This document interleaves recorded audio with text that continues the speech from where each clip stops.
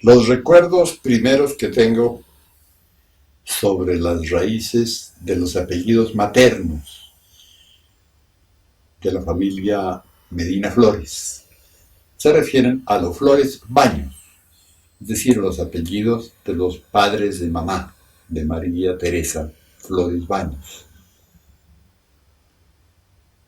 El señor Flores, José Gregorio, fue conocido por la abuela Amelia en Bogotá, por allá en los finales del siglo XIX, cuando José Gregorio estaba terminando sus años de estudio de odontología, en ese tiempo dentistería.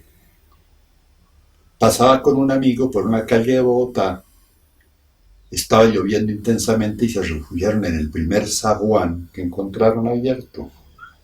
Era el zaguán de la casa de los Baños Vela. Allí se conocieron papá Gregorio, mi abuelo materno, y mamá Amelia Baños Vela, porque oyeron a unos jóvenes que hablaban en el zaguán dentro del aguacero estruendoso de Bogotá y dijeron, se están allá salpicando del agua de la calle, ofrezcámosles que entren. Y entraron y se hicieron amigos, se conocieron, quedaron muy interesados, tanto el compañero de papá Gregorio como papá Gregorio con mamá Amelia. Y volvieron y no se sabía muy definidamente cuál de los dos era el que estaba más interesado, hasta que papá Gregorio le dio codillo al otro, lo sacó, no sé cómo fue el truco, empezó a ir solo a la cuadra y se hicieron muy amigos, no fue un noviazgo largo. Papá Gregorio ya tenía en ese tiempo casi la edad, estaba cerca de la edad civil, de los 20 años, no los tenía. Pero al casarse, que fue poco después, adquirió, por principio legal, la independencia que requería la ley para darle todos sus derechos plenos. Entonces viajaron ya casados a Venezuela y les entregaron su herencia en monedas de oro. Esa correría era una de las leyendas de la familia, porque la guerra civil estaba en Colombia todavía en plena marcha. Y las carreteras y los caminos de herradura estaban llenos de salteadores. Tenían pues que ponerse de acuerdo los viajeros de una ciudad a otra para contratar un pequeño ejército de, de mercenarios a servicio de ellos para que los defendieran. Así fueron a Venezuela y recibieron su dinero. Ya casados. Se instalaron en Bogotá. Yo no recuerdo con precisión si esto ocurrió sobre los años 99 del siglo anterior, es decir, 1899. Debería ser así porque papá Gregorio tenía 19 años larguitos y mamá Melia un poquito más de edad. Había nacido en Sutamarchán, Boyacá, cerca de Villa de Leyva, unos años antes. El caso es que este hogar, Flores Baños, estuvo con un poco de ambientación francesa, Bogotá. Papá Gregorio había aprendido a hablar francés en Canadá, a donde lo habían enviado los familiares de Venezuela a hacer su bachillerato. Luego lo mandaron a Bogotá a hacer su carrera superior, su profesión. Esa influencia de lo francés para mí tiene mucho valor en el recuerdo de la familia, porque mamá Amelia toda la vida recordó que la casa que pusieron en Bogotá era de lámparas tales francesas y cortinajes. No compraron casa, sino que montaron un escenario, porque mamá Amelia tenía esa particularidad que marcó un poco a la familia. Como vivir en la realidad el sueño de una grandeza de las novelas que se leían en ese tiempo, de Xavier de Montepin, de Dumas. del mismo Víctor Hugo. Ellos habían tenido, esos novelistas franceses habían tenido una gran audiencia. Y la cultura de aquí era una cultura literaria, es decir, era una cultura de, de fantasías, de cosas que habían pasado en Francia. Y mucha gente tenía la nostalgia de Francia, sin tener ningún motivo genético para hacerlo. Era una nostalgia literaria. Y otras nostalgias, también otros eran las nostalgias londinenses o las nostalgias de Norteamérica, que ya sonaba como potencia en el mundo. Y había gentes de nostalgia hispánica, las más. Aquí había un movimiento castizo de que venimos de los tales de tal parte de España. Entonces, en realidad había una nostalgia era de Europa. Y esa nostalgia de Europa marcó a las generaciones. Es decir, la cultura era una cosa que se traía. La meditación sobre lo próximo y sobre los grandes enigmas de lo autóctono no había sido planteada, no había arqueólogos, no había antropólogos sociales. Las raíces locales estaban muy perdidas. Esa fue una reacción muy tardía, por allá que comenzó una generación de los años 1910. Se comenzó a pensar en eso. Pero esa generación de los abuelos estaba muy marcada por Francia. Eso es muy interesante reseñarlo en nuestra pesquisa de nuestras raíces de la familia.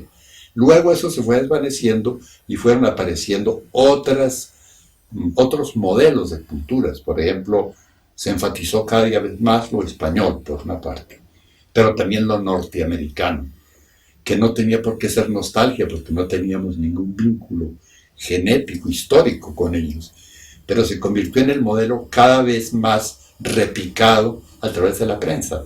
Comenzaron a llegar revistas de Nueva York, los que venían de Norteamérica, los que ya en el mundo decían el modelo de la generación futura va a ser norteamericana. ¿Sí? Ese es el hecho más triste en cuanto a que las destructivas guerras civiles del siglo XIX culminaron con una especie de cortina de humo para tapar lo nuestro. Seamos otra cultura, porque esto ya no va más, ya no ha habido sino batallas, matanzas, el siglo de los espadones, decimos, ¿sí? Es decir, de los grandes espadas, los grandes matadores, los grandes presidentes que eran abogados, periodistas, pensadores y escritores, ¿sí? Y legisladores. Entonces había como un deseo como de no repetir eso, de buscar otros caminos. Sin embargo, no fue así. Poco tiempo después retoñó otra vez. Eso ya es una historia que no pertenece a la familia, es historia de Colombia. Las dos hermanas de papá Gregorio, Francisca y Eulogia, se quedaron a vivir en su tierra nativa, en San Antonio del Táchira. Una de ellas, Francisca, ingresó a una comunidad y se encerró en un convento para siempre. Y cuando yo tenía 12, 13 años, todavía llegaban carticas, paqueticos, mandados a mamá desde Venezuela. Y esos paqueticos tenían una carta llena de oraciones, llena de invocaciones y de oraciones por la familia, y de unas cosas que llamaban detentes, que eran algo como unos amuletos con un sagrado corazón pintado, bordado por las monjas, y diciéndole al diablo que no pasara por ahí. El que se ponía un detente de esos tenía como una especie de contraseña para que no le cobraran peaje. La otra hermana permaneció célibe y murió. Y se perdieron esas huellas ya con la muerte de las religiosas. Ambas eran muy místicas. En la familia Flores hubo una tendencia a no a la vida. Ojo, a no a la vida, es decir, al claustro y a esperar la muerte. Entonces hay una cuestión ahí que tiene que ver mucho con ciertos caracteres que reaparecen en la familia, que son como tendencias atávicas, que vienen por el lado Flores. Por el lado Baños, todo lo contrario. Alegría, todo lo dionisíaco de la vida, todo lo hermoso, todo lo de los paseos de canasto, todas esas parafernalias de la época vienen por el lado Baños, que era una familia muy jocunda, dada a la risa. A mí de pequeñito me causaba impresión que cuando llegaban las tías de apellido mm, Baños Vela y de apellido Malo, que también entroncó allá con unos parientes, los Malos y los Baños eran de una capacidad de burla y a mí me daba miedo cuando llegaban porque yo me sentía ya El puesto blanco. en el rincón y yo decía, ¡eres el chino! Ta, ta, ta, ta, ta. Entonces, aquello era para mí muy, como que no aceptaba yo ese tipo de relación dentro de la burla, ¿no? Pero entonces fíjate, había dos caracteres que se contradecían. Los Baños eran jocundos y los otros eran melancólicos, los Flores. Y en cambio, por el lado de los Medinas eran intelectuales y los Ramírez eran prácticos. No alcancé a ser contemporáneo de mi bisabuela se llamaba Manuela Manuela Vela. Vela. Y Velas papá, boyacenses boyacense, y baños también y Baños y boyacenses. boyacense. Y desde mucho tiempo atrás, tanto Yeah. los Baños como los Velas venían establecidos en Tunja desde la época de la colonia. Yeah. Y se habían casado, con los apellidos, con los La Rota. Ella también tenía el apellido La Rota dentro de su genealogía, la viejita Amelia. Y eran esos arquetipos tunjanos de carácter, pues que todavía se conservan, ¿no? Gente muy adaptable a lo actual, gente con mucha facilidad de ir navegando el río de la historia sin nostalgias y sin tristezas de ninguna clase, se van adaptando. Los Medinas tenían la tendencia historicista, de siempre estar consultando modelos del pasado, no con tristeza, sino con cierta curiosidad intelectual de dónde venimos. Más investigadores, más sistematizadores del conocimiento, filósofos, abogados, entre los Medinas. Entonces, al sumarse todas estas tendencias genéticas, uno encuentra un cierto soporte para encontrar la riqueza de matices que hay en la familia, ¿sí? Porque se han enriquecido y se han complementado muchas herencias fuertes, pero que a la vez traen dentro de la vida interior algo así como una pugna genética de temperamentos. Vicente Baños era descendiente de otro Vicente Baños que había llegado con las huestes conquistadoras y aparece en testamentos, en historias escritas de Tunja, en muchos códices, y se ha hecho la reconstrucción total de cada generación. Eso está en el estudio de Gustavo Mateus Cortés, en el boletín número 339 de la Academia. Él era músico, él era clarinetista, y tenía un conjunto de músicos, entre los cuales debería haber, me imagino, unas bombardas y unos cobres y unas maderas, y naturalmente tambores y naturalmente voces, porque cantaban danzas y eran unos conjuntos muy versátiles, que servían para fiestas locales, para fiestas nupciales, por ejemplo, para serenatas o para divertirse ellos, pero Bolívar los incorporó como banda de refuerzo, porque eran filiales a Bolívar y estuvieron allá tocando La Vencedora y otras danzas de las de la época, y por eso Mamá Amelia, en sus años avanzados, ya viuda, tenía la esperanza de que pudiera sacar una pensioncita como descendiente de próceres. Pensioncita que se quedó en la mente de Dios y en los sueños de él. Mamá Amelia tenía un don, y era que le ponía una chispa de humorismo a lo que contaba. Podía estar contando lo que fuera y lo decía con un bis de comicidad, con una gotica de humorismo que hacía reír a las visitas que estaban allá de Amelia. Decían, no, Amelia, hasta con sus equivocaciones nos hace reír, porque a veces trastrocaba palabras y todo parecía ser un poco también un show de ella al que se viera la gente, ¿no? Tal vez la más jocunda, la más sociable de todas fue Carmen Rosa. Carmen Rosa Flores Baños de Torres, de donde vienen los primos nuestros, Torres Flores. Y también en su grado Pepita Flores Baños de Támara. Y en grado un poco menor, mamá, que era como la más aplacadita, tal vez la más Flores. ¿Era la menor? No, Pepita era la menor. Eran Carmen Rosa, Marujita, mi mamá y Pepita. Las tres. No hubo sino mujeres. Mamá Marujita era muy sensibilidad artística. Le encantaba la poesía. Leía poemas encantada. Los leía, nos los hacía leer y nos los enseñaba. Cantaba. Le encantaba que cantáramos con ella. Y eran canciones más bien tristes. Algunas eran arrullos, algunas eran canciones que había oído en la infancia. Algunas eran retahílas, de esas que se aprenden en el colegio. ¿Sí? Como el de Estaba la Mora.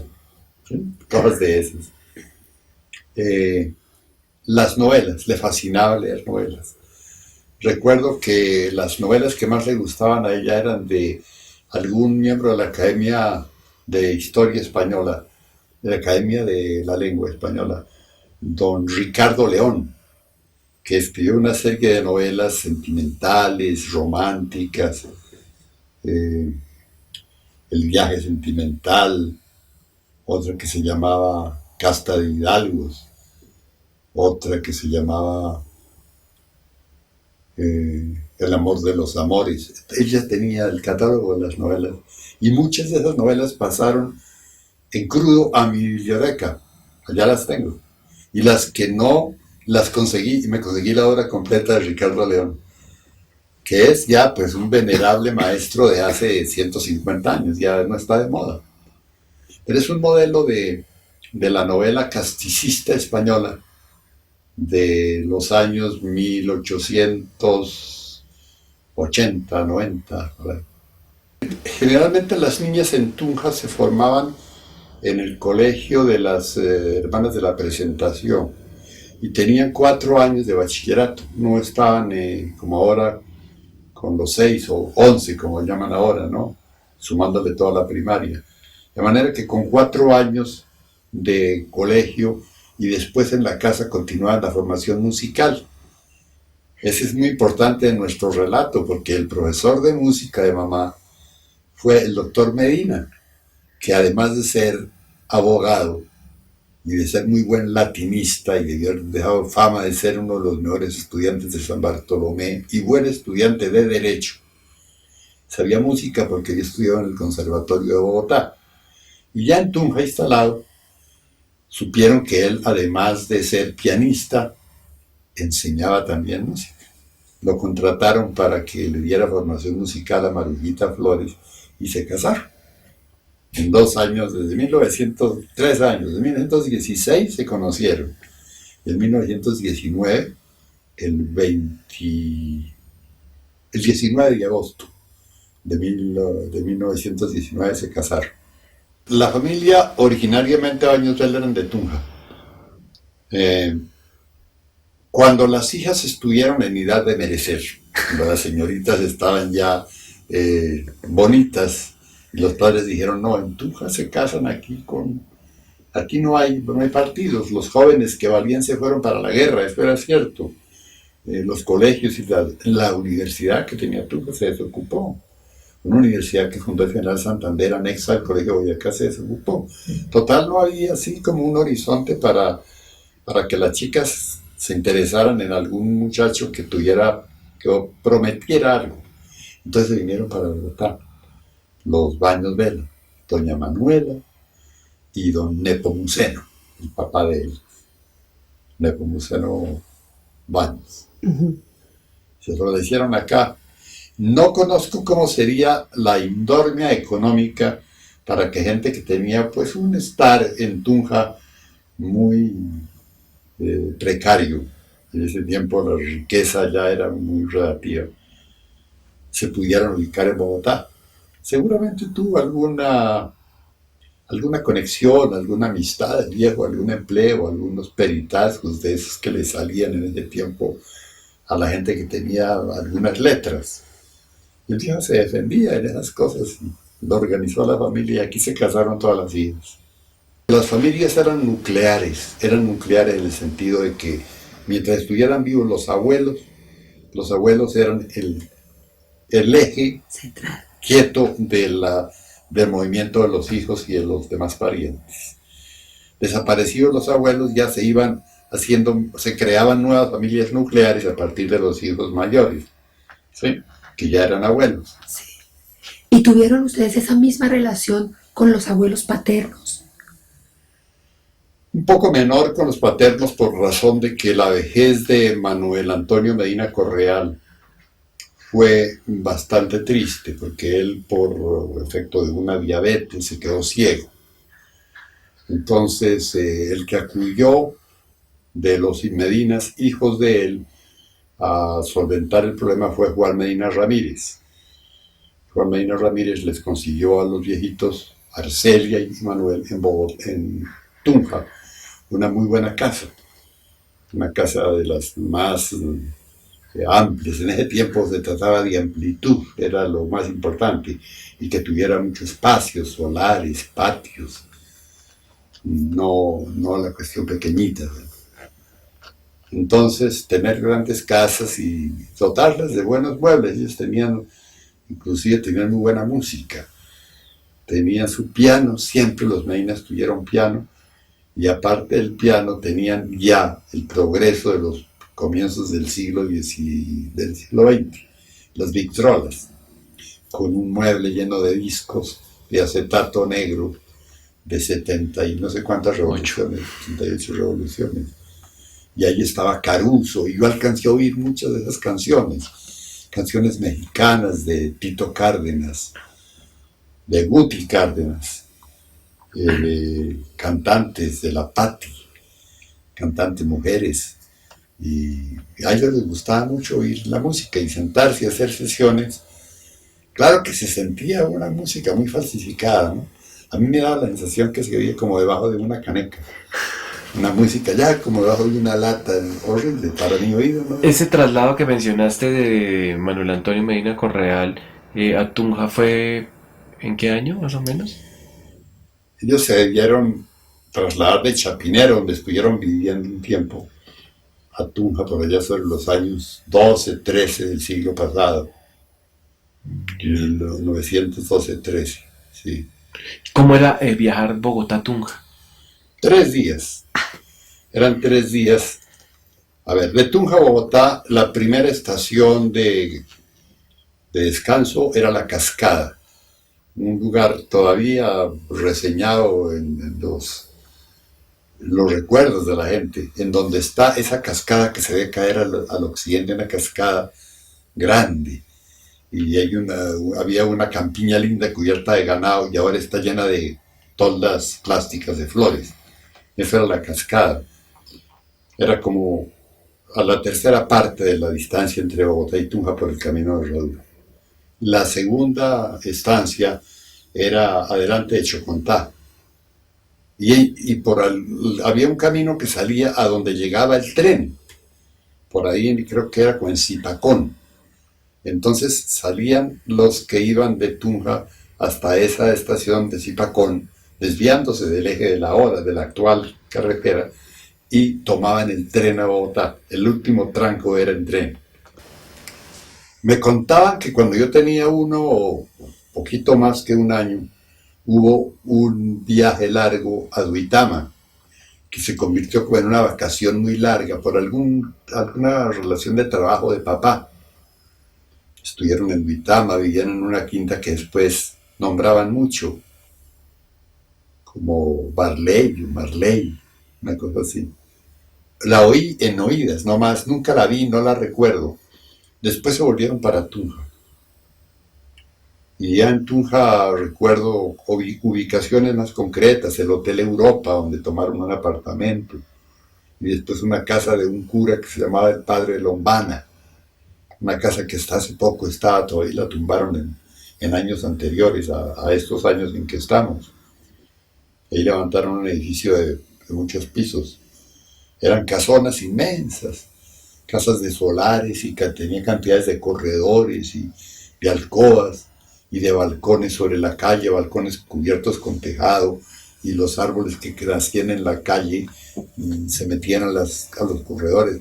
Y era una sensación de que uno estaba como integrado en la naturaleza, porque los árboles de la calle, imagínate, ya muy grandes, entraban sus ramas de pino y sus piñitas de pino al balcón, y yo me divertía con esas piñitas de pino y las ponía ahí en las tablas. Eran unas casas como muy ecológicas. ¿Cuál fue la casa de ustedes, la casa de familia siempre? Muy variables. Los trasteos eran muy frecuentes. De esa casa que te estoy contando, en la que yo tenía 3 años, la casa de doctor Lombana, nos mudamos para Bogotá, porque papá lo llamaron a un buen empleo en Bogotá. Y en ese trasteo, pues yo me asombré conociendo a una Tunja 80 veces más grande que Tunja. Era toda la diferencia, era que Bogotá era 80 veces más grande, así pues con cálculos muy aproximados. Pero las calles de Bogotá también eran empedradas y estaba llena de iglesias. Todo el día sonaban las campanas. No se sentía Por las una calles pasaban diferencia. coches. No, era una Tunja grande. Era el arquetipo de ciudades del corazón de Colombia, del altiplano. Eran ciudades muy coloniales. El perfil era perfectamente colonial todavía. Se veía el estilo mudéjar, cosas que mucho más tarde vine a saber que eran mudéjares. Esos juegos de niveles de tejados, que era tan amable para los árabes y que había incrustado en el alma española.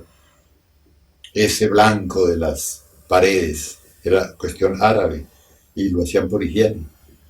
Ellos sabían que la cal era una buena forma de desinfectar muros. Ese manejo del agua en forma pues como muy artesanal pero muy linda, eso es muy por atanores, por canalitos que llegaban a los jardines, el hilo de agua entre ladrillos por lado y lado. Los aljibes, que es palabra árabe.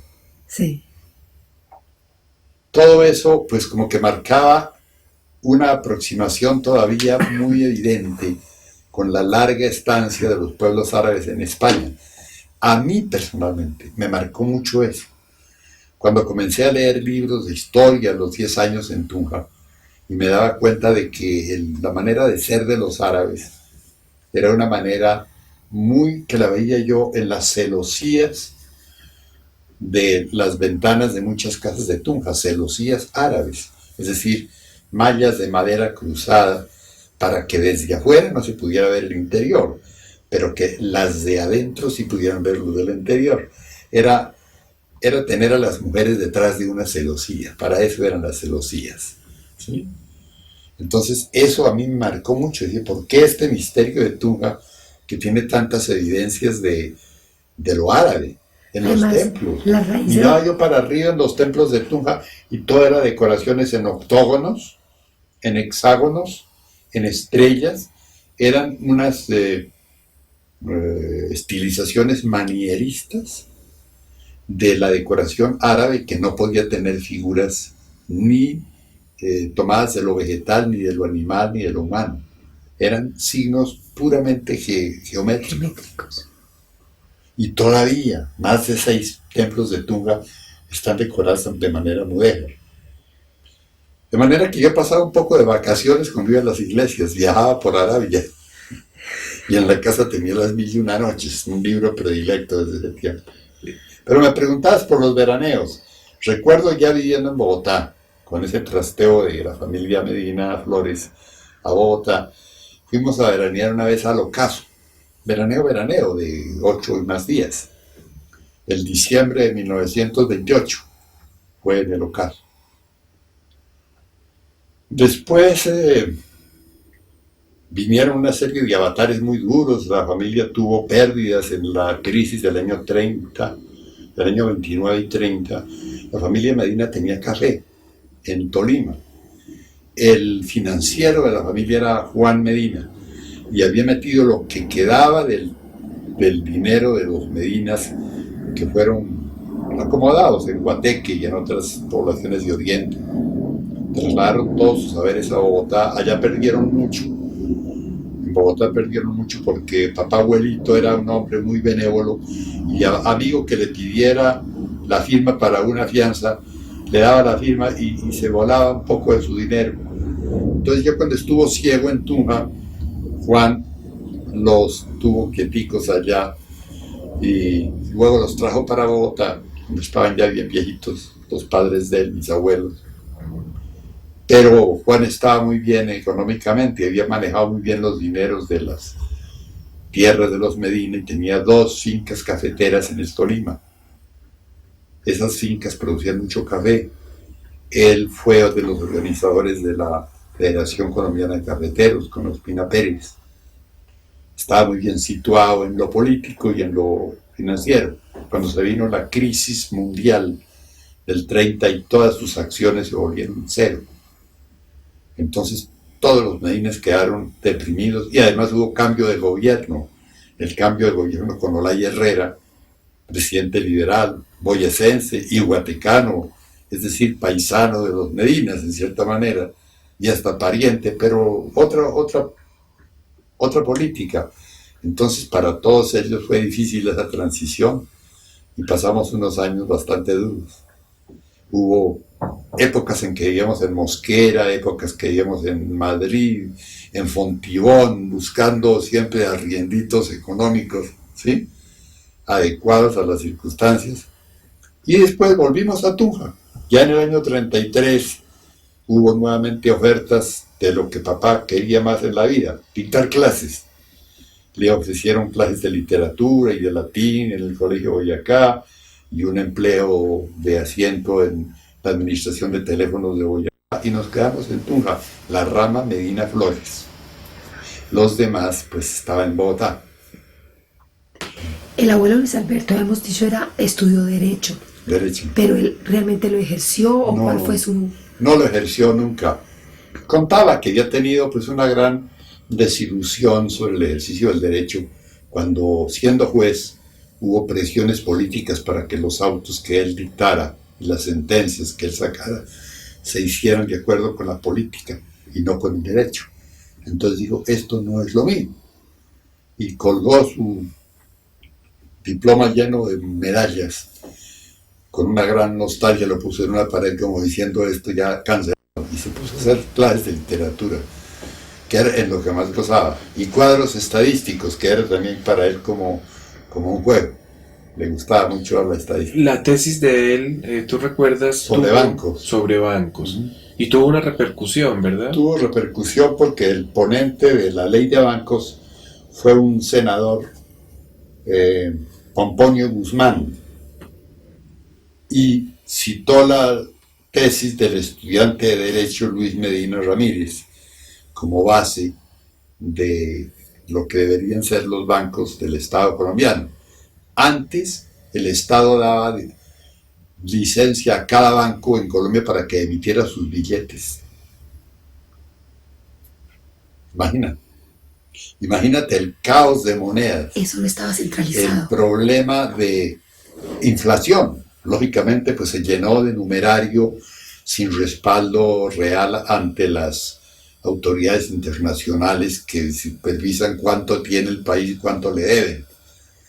Entonces la tesis de bancos era un principio de organización estatista, es decir, el banco lo debe controlar.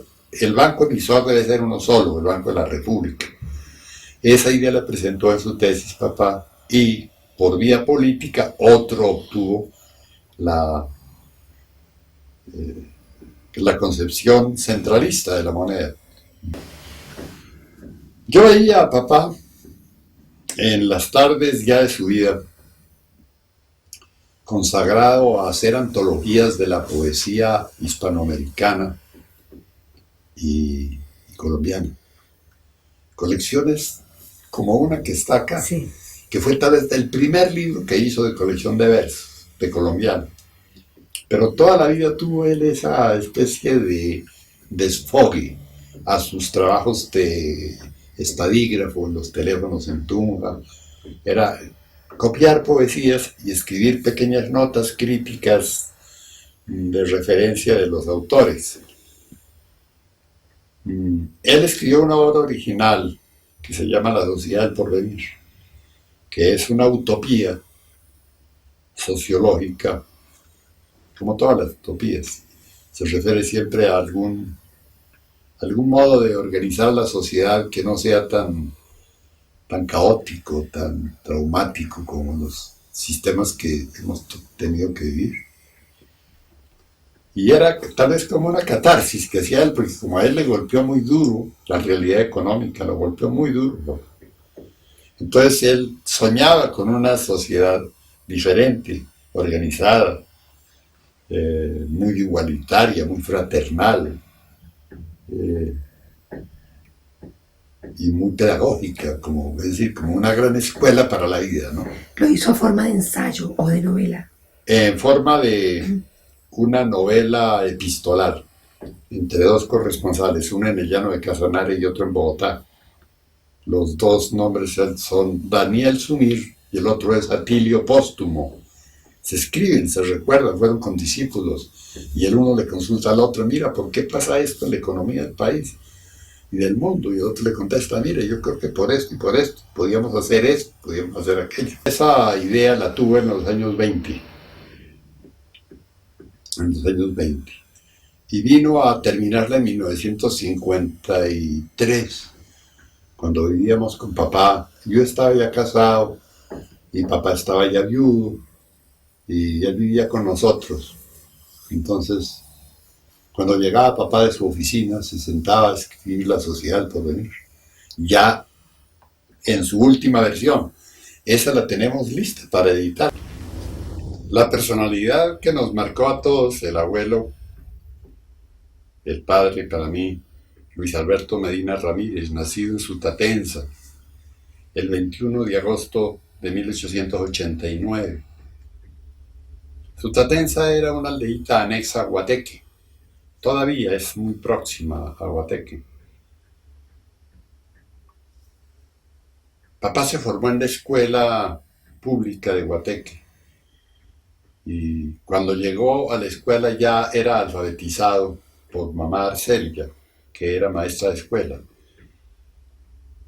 Había sido formada ella en un colegio muy selecto de Bogotá, el de las señoritas Beriñas, del que se hablaba mucho en Bogotá, porque eran unas pedagogas que venían de otro país. No he sabido si eran francesas, portuguesas. El apellido no me dice nada muy claro con respecto a eso, pero marcaron a mucha gente.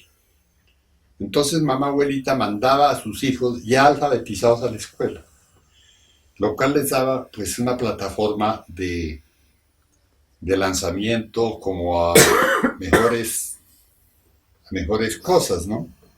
Porque ya iban leyendo. Mi papá, por ejemplo, ya había leído las primeras novelas de Julio Verne cuando entró a la escuela. Papá fue muy precoz, eso lo contaba él. Y papá abuelito les compraba en los almacencitos de Guateque, llegaban por fascículos las novelas de Julio Verne, les mandaban encuadernar, todo el mundo les mandaba empastar porque quedaban unos libros preciosos de viajes, de geografía, de audacias científicas, de novelas de anticipación. Aquello pegó mucho en una sociedad que estaba tan atrasada, con los avatares de las guerras civiles. El impacto Julio Verne era pues el mejor antídoto contra quedarse apegados a las realidades tristes y dolorosas de los municipios colombianos. Los ponía a viajar por la China, los ponía a viajar por la Luna, los llevaba fuera del sistema solar. Entonces a papá le dio muy duro eso y le sentó muy bien, porque le abrió la imaginación a cosas muy por encima de la mezquindad local que había en esas aldeitas en que no había sino rencores políticos. Eso le dio vuelo. Por otra parte, tenía el talento musical incorporado, porque papá abuelito era músico. Sabía tocar muy bien el armonio, el piano, y eso les transmitió a sus hijos una vocación por hacer la música. Y por otra parte, mamá abuelita era una mujer muy organizada, muy práctica, muy pragmática, muy económica. Lo contrario de papá abuelito, que era muy generoso, muy trabajador, muy laborioso, muy productivo, pero en la amistad y en la prodigalidad con los amigos perdió mucho, como les decía al hablar de la fortuna de él. Ella sí no, Ella ella era la era que Ramírez. retenía, era Ramírez, ¿Arcelia? Arcelia. Arcelia Ramírez. Él se casó 2 veces. Primero se casó con la hermana mayor de Arcelia, que murió en un parto, y le dejó 2 hijos, que fueron Silvia Medina y Manuel Roberto Medina, el filósofo. Pero se criaron con todos porque papá abuelito quedó solo, y quedó su cuñadita Arcelia, le propuso boda, se casaron y siguieron con la familia Medina Ramírez. Y los hijos de ese matrimonio, que fueron papá, Rosita, Anita, Juan, Julia. Julia, Carmencita. Carmencita, etcétera, pues se hicieron primos, hermanos y hermanos. Entonces, ese hogar fue muy intelectual por el asunto de que mamá mamá Arcelia era muy pedagoga, amiga de que los chicos leyeran en casa, hicieran sus tareas, les ayudaba a hacer sus tareas. Y papá abuelito, muy músico, muy centrado en sus labores de campo, les contaba siempre cómo eran las cosas en manejo de las cementeritas que tenía cerca del Zuno, al pie de Guayatá. Entonces ellos estaban como con una doble radicación en lo práctico, en lo agronómico, en lo económico del almacén que tenían anexo a la casa, un almacén donde ella tenía su máquina de coser y hacía ropa y vendía ropa. Entonces recibía géneros y vendía géneros, pero también vendía ropa confeccionada por ella. Total, fue una pequeña maquinita que funcionó muy bien la parte económica en Guateque. Cuando se trasladaron a Bogotá, fue distinto porque ya pues la competencia con la gran ciudad, ya no tenían almacén, ella ya no era productiva. ¿Qué motivó el traslado? El deseo de educar a todas las hijas en Bogotá. Sin embargo, mi abuelo, Alberto Medina, había llegado solito. Sí, a él lo mandaron adelante solo, que era de los mayores. Estuvo en la casa de unos tíos, los que Jorge Pombo Ayerbe y Silvia Herrán, la esposa, emparentados con ellos. Pero fue el episodio de papá. A Manuel lo mandaron a educarse en España, en un seminario de los jesuitas, en comillas, y llegó teólogo, llegó con mucho griego, mucho latín y muchas ¿Fue cosas. aspirante a jesuita? Fue aspirando a jesuita, pero aquí le dieron unas vacaciones los jesuitas para probarlo. Se quedó aquí en Colombia, se enamoró y se casó acá con todo su latín y su griego. Un caso, hermano Roberto, era un personaje. Yo lo recuerdo inclusive como una personalidad más brillante que papá. Papá no era brillante, papá era profundo. Era mucho de vida. La vida interior de papá era verdaderamente enriquecedora. Cuando uno se ponía en contacto con la fuente viva de su pensamiento, y él daba todo lo que podía dar en materia de planteamientos filosóficos, de lecturas sobre cosas orientales, sobre batallas en la Edad Media. Te paseaba por todos los horizontes del saber con una amenidad y, cosa curiosa, con una persistencia en sus lecciones. No le pesaba repetir disco, sabía que el disco que se repite se aprende mejor. Entonces él nos contó muchas veces muchas cosas iguales, pero siempre más grabadas, más a fondo. Con él aprendimos mucha historia, mucha literatura antigua, mucho de la Eneida, de la Odisea, de la Ilíada. Para nosotros no fueron textos leídos, sino oídos de boca de él. Después ya los leímos, pero él nos inició en la casa, en esas cosas. Y sabía de física y de química y de laboratorios, y él nos explicaba cómo era el experimento para comprobar tal cosa, y cómo el péndulo de Foucault nos lo explicó mucho antes de la novela de Umberto Eco, que no lo explica. Cómo el péndulo de Foucault para comprobar el movimiento de rotación de la Tierra. Y con los anteojos astronómicos él tenía pues una especie de fijación. Hablar del cielo para él de noche, bajo las estrellas, y explicarle a uno dónde estaba Orión y dónde estaba la Osa Menor y la Osa Mayor y cuál era la relación de la Tierra en cada época del año con esas constelaciones, cómo se veían de diferente manera las constelaciones en cada época del año. Total, papá era profesor de astronomía, de música, de filosofía, de literatura, De y era matemática. delicioso. Y las personas que hablaban con él por fuera se daban cuenta de que no era sino tocarle el botoncito del profesor y tenían el profesor para lo que quisieran. Entonces él regalaba sus conocimientos, así. No tenía empacho en hacer tertulia. Después que salía de la oficina, le contaba a mucha gente, ahí mismo en la oficina, ya levantadas las tareas, cosas de contabilidad, les enseñaba cómo es eso, por qué causas del derecho usted debe hacer esto así. Entonces ponía todo lo que sabía como abogado, y como estadígrafo, y como historiador, y como literato, y como músico, lo ponía al alcance de todo el mundo. Y por eso la gente lo quería, porque decían, el doctor Luisito nos enseñó esto, que nos inició en tal cosa, y fue nuestro profesor en tal colegio. Papá era de una espiritualidad muy auténtica, muy sincera, una vocación de trascendencia, que en él desbordaba inclusive las fronteras de la religiosidad común y popular. Papá, aparte de ser pues muy cristiano, le encantaba hablar de las religiones orientales. Siempre tenía libros sobre religiones orientales. Yo me topeté cuando tenía 11 años con un libro que él tenía que se llamaba Tratado de Teosofía por el doctor Jinarajadasa. Y yo me leí ese libro y todavía me asombro cómo atravesé el libro como una novela y lo entendí todo. Una divulgación de la concepción hinduista de la vida, la cosmovisión de los hinduistas sobre la vida, pero ya modernizada, ya no era la concepción de la época por allá de los sabios rishis de la India, por allá en el siglo V antes de Cristo, no, era la concepción actual, di tú, actual, años 30, ¿sí?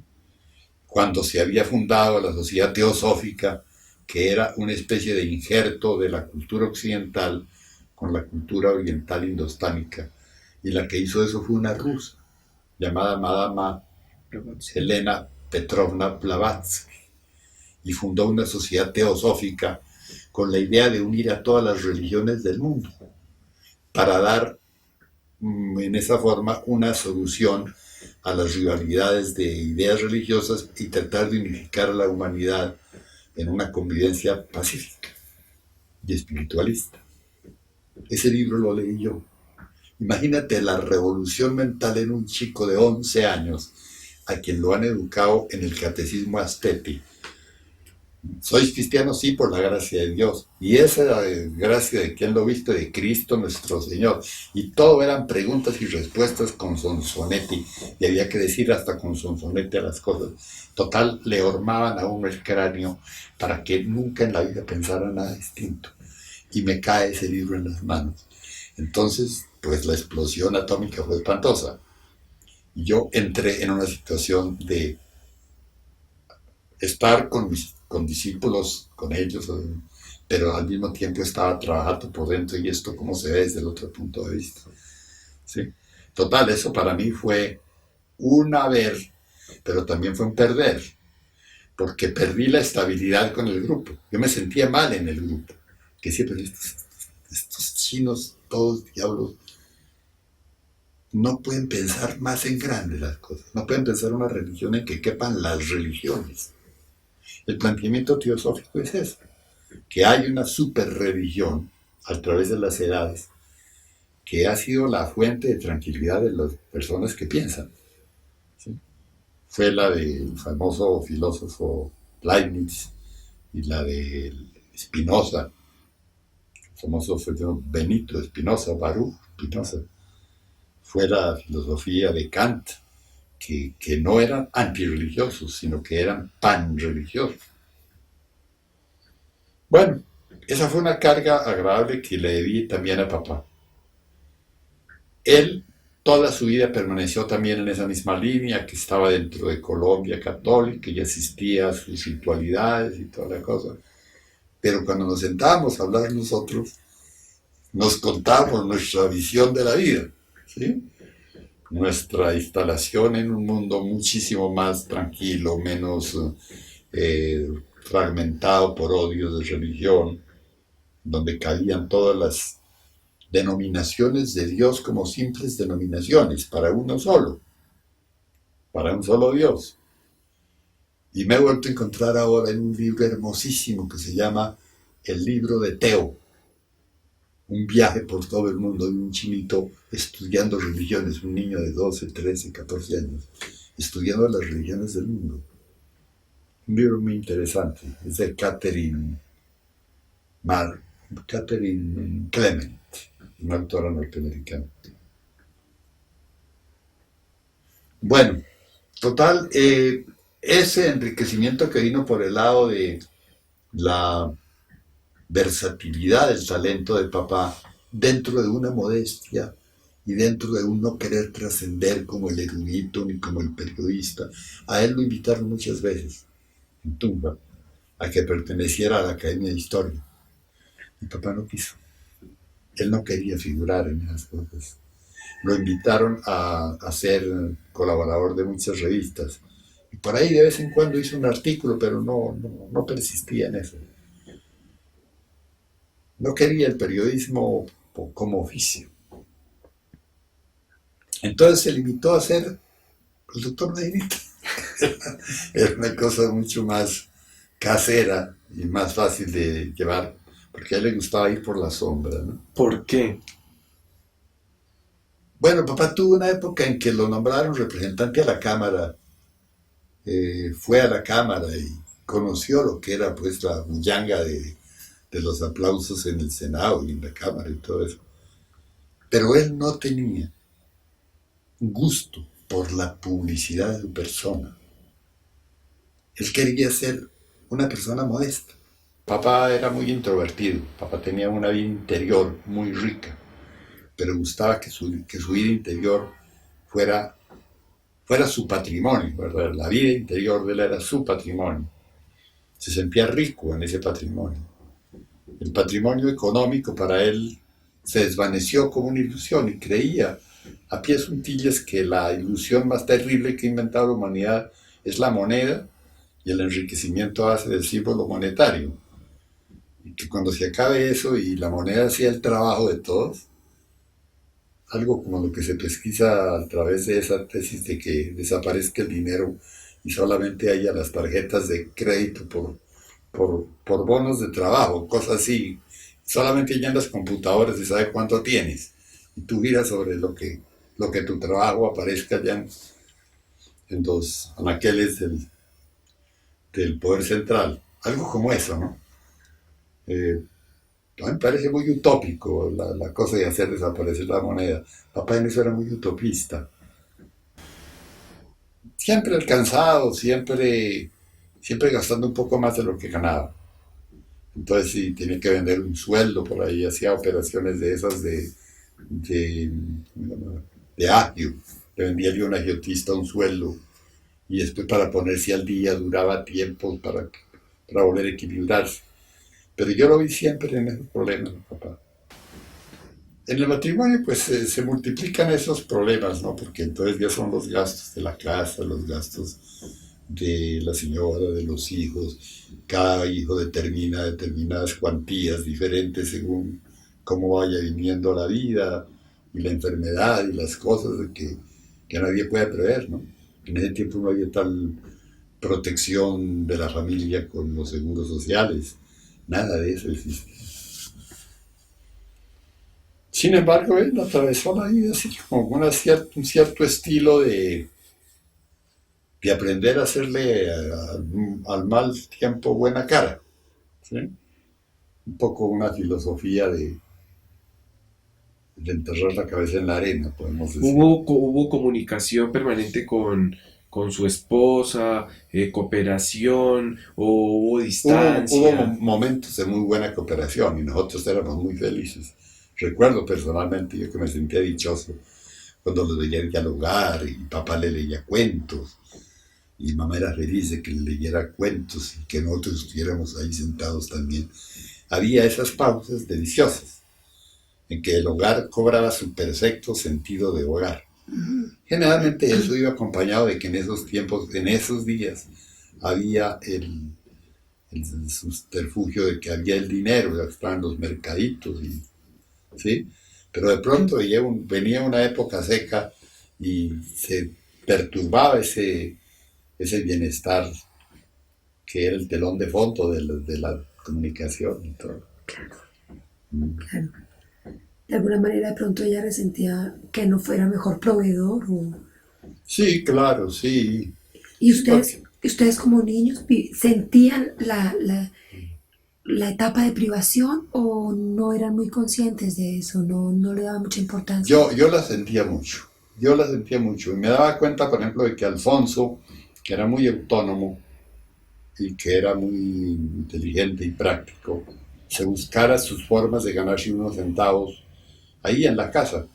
Hacía máscaras, inventaba cosas, negociaba con libros, puso una librería en Tunja, se independizó en un momento dado, era el que ganaba más plata en la casa. Entonces sí, él tenía una manera de ver el problema y de vivir el problema muy diferente. Yo me encerraba detrás de los libros y me ponía a rumiar libros. Eh, ¿Alfonso chocó con el abuelo? no, choques no, pero él adoptó una actitud de distancia respecto a papá, de distancia. Con mamá era más bien claro, más tierno, pero él de todas maneras él se que trataba de distanciar de la cuestión hogareña. Pero vivió en el hogar, sí, cuando estaba en Tunja estaba ahí en la casa. Después se vino para Bogotá y se independizó acá.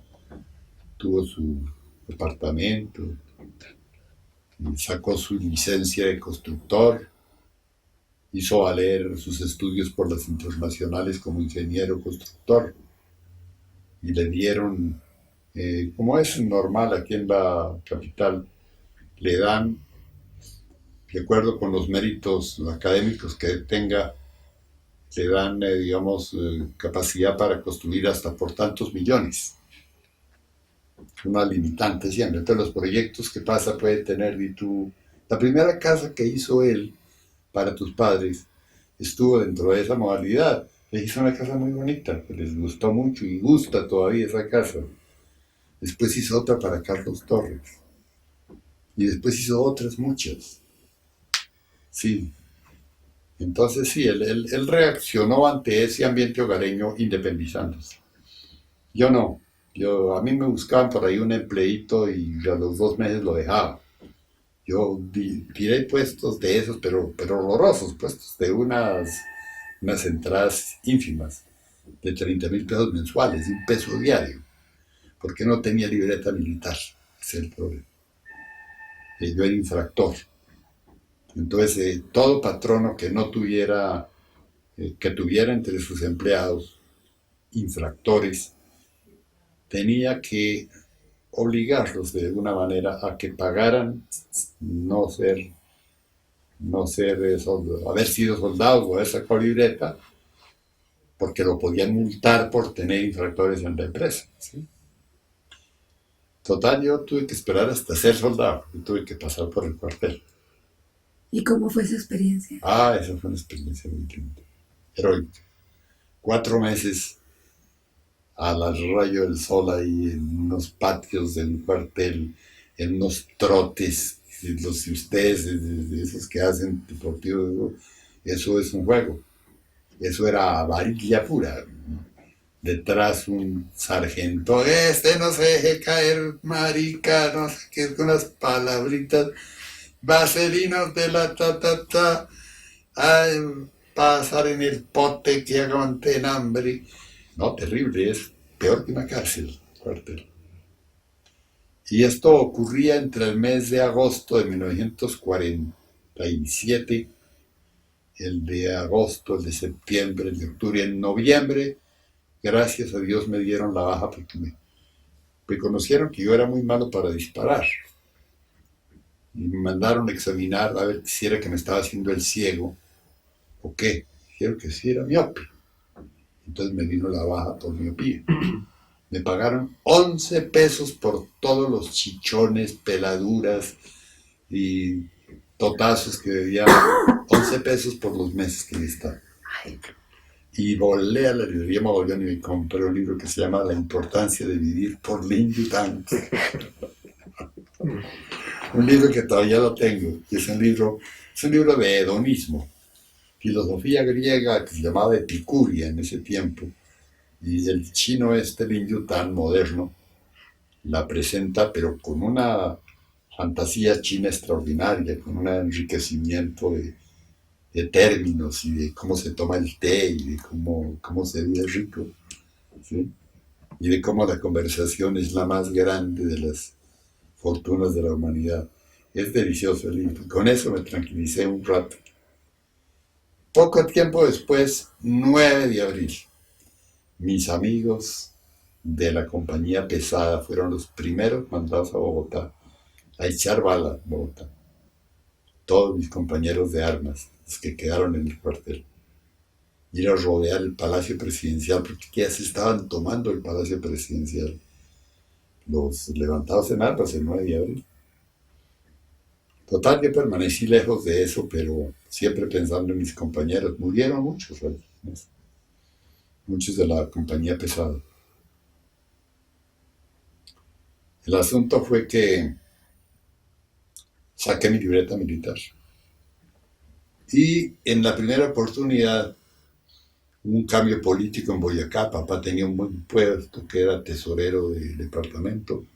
Llegó un gobernador militar y nombró para ya sus fichas de no sé qué procedencia.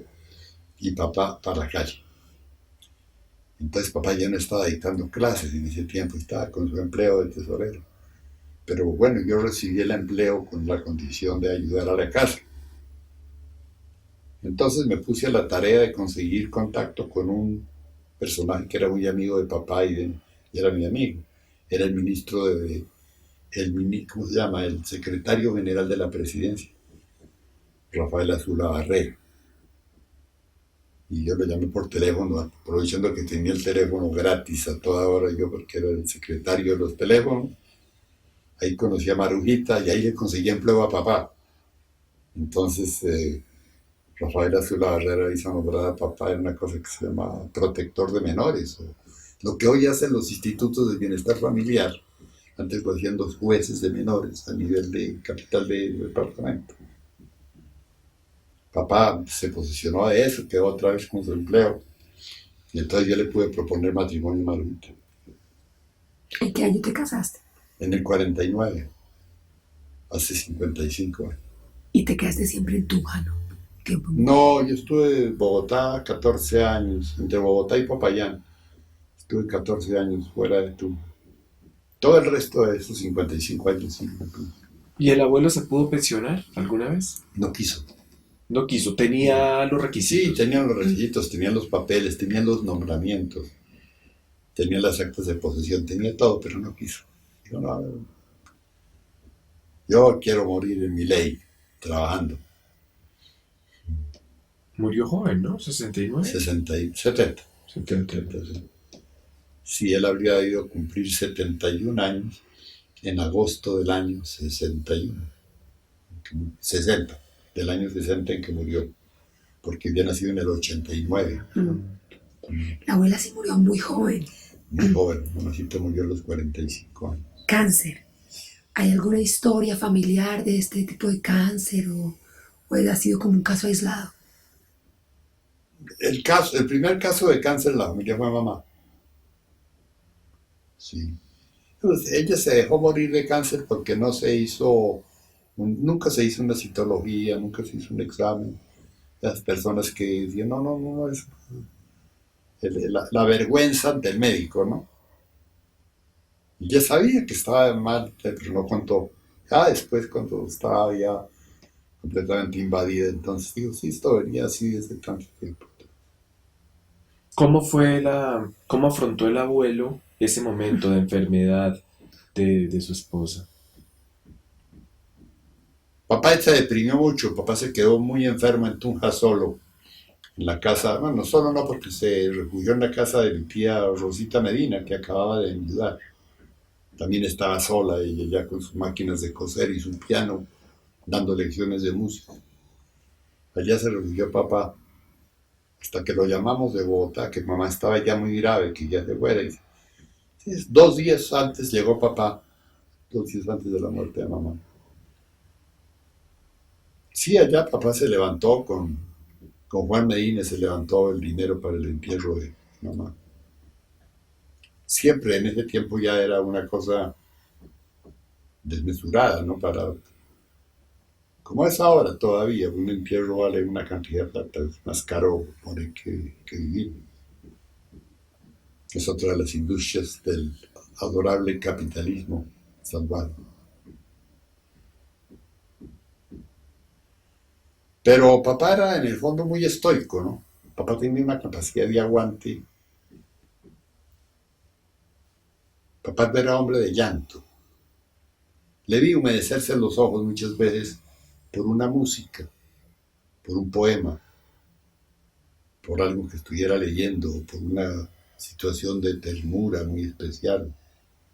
Pero las cosas duras de la vida las aguantaba en firme.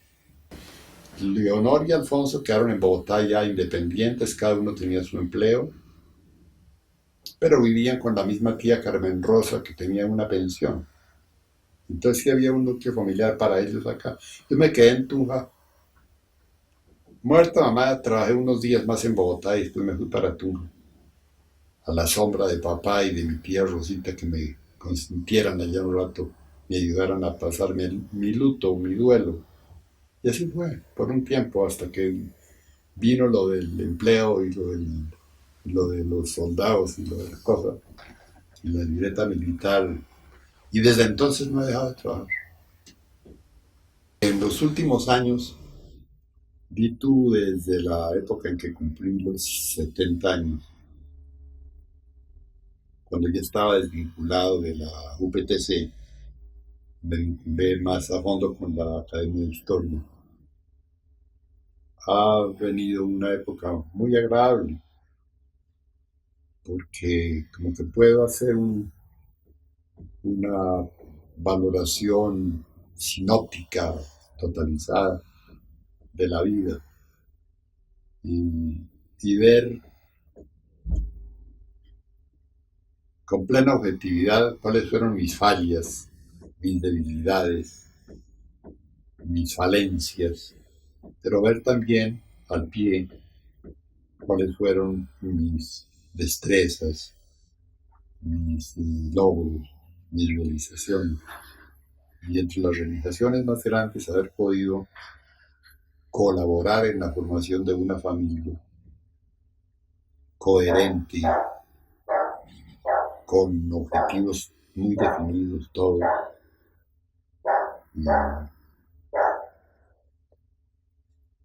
y con optimismo ver venir el futuro inmediato, que este es el cierre de la vida, que para mí no tiene carácter de doloroso, sino todo lo contrario, yo lo veo como una liberación, siempre que uno pueda persistir en una actitud mental positiva.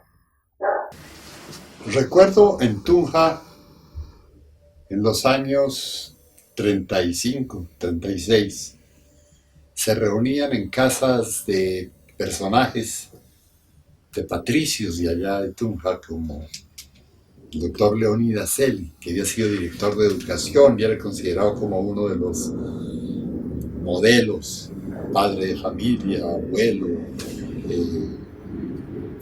hombre llamado al Consejo Municipal, diputado a la Asamblea, un hombre muy preclaro, y hacía unas tertulias preciosas en su casa, donde tenía el infalible piano, unas niñas muy simpáticas, las hijas de Leonidas, unos muchachos muy lucidos estudiantes, y papá era invitado ya con mucho cariño.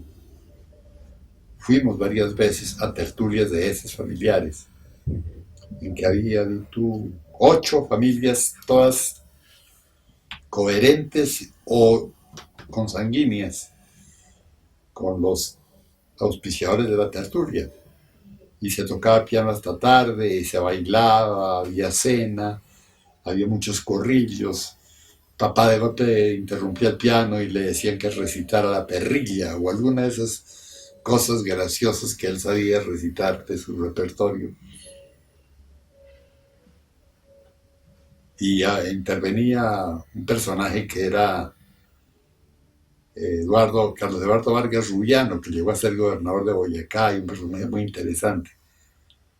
Y así, había varios personajes, todos que le daban como mucho brillo a la tertulia.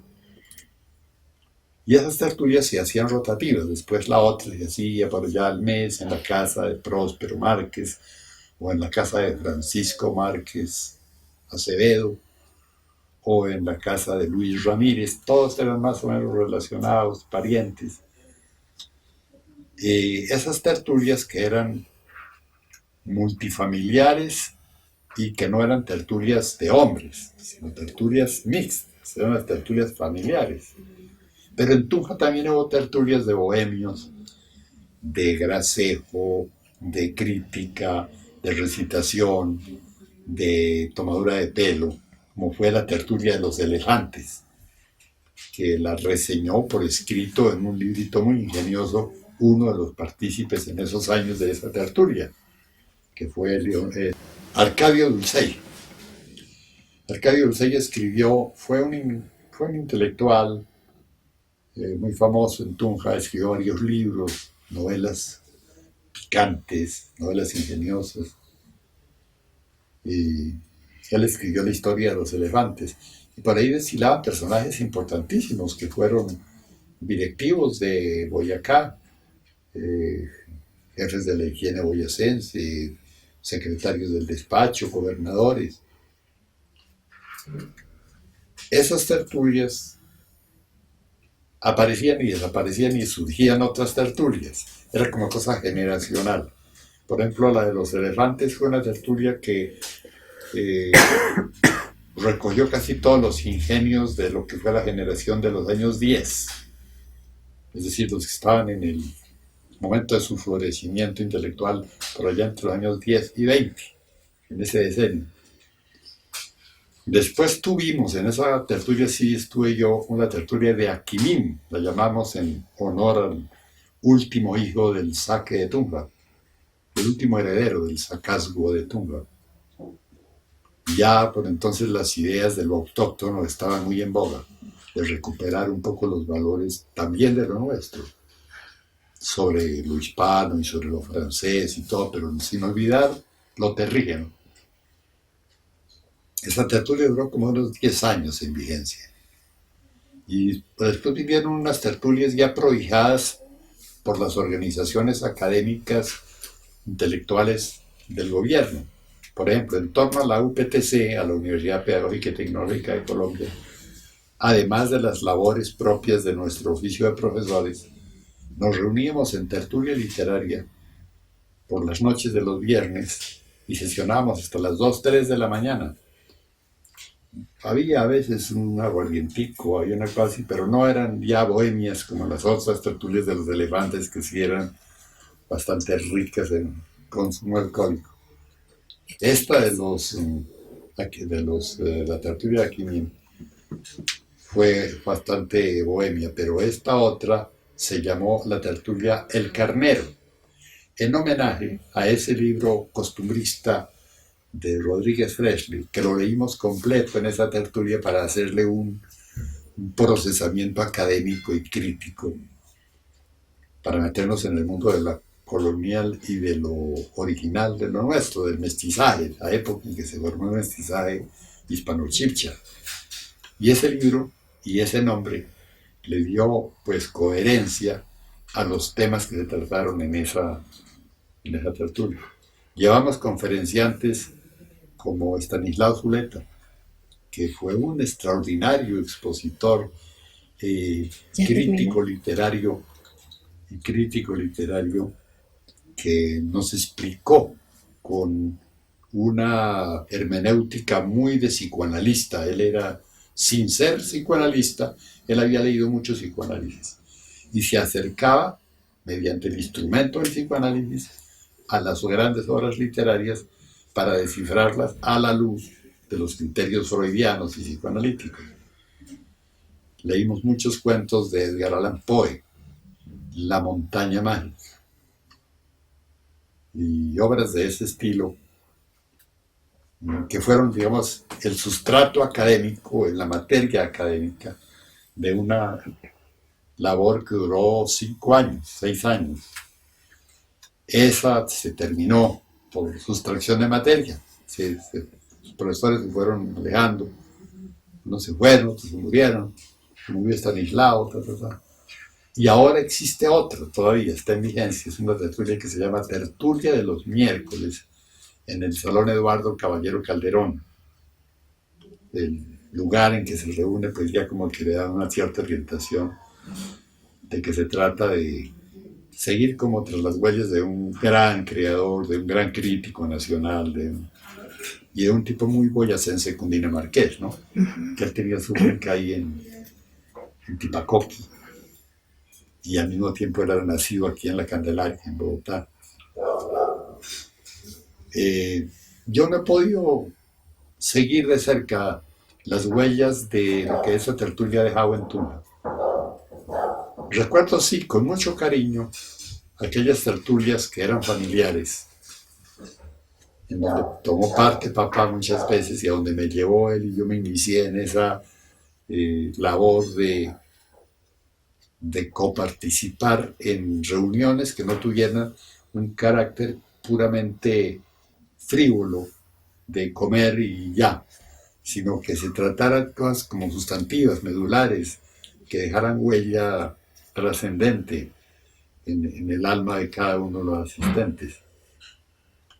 Ahora tenemos de vez en cuando unas reuniones de ese estilo, unas reuniones familiares, finalmente las hacemos en el campo, en torno a un club que es un club internacional, es el Club Rotario.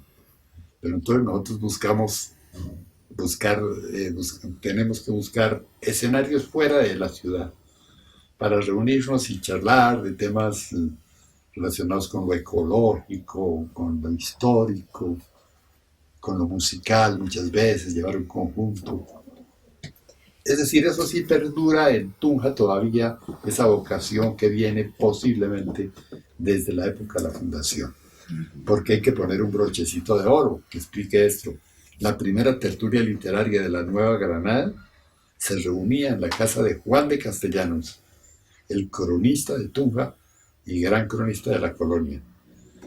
Asistían personajes como Jiménez de Quesada, el capitán que había venido a hacer todas estas que hizo, y muchas personas que venían de España con algunos conocimientos de teatro, literatura, habían pasado por Italia, sabían de la novela caballeresca, de la novela picaresca, y todo eso pues vino a formar en Tunja como un sedimento de vivencias, de vida intelectual, que venía a reforzar una cosa que ya existía, porque Tunja había sido un lugar de formación de los aques y de los jeques.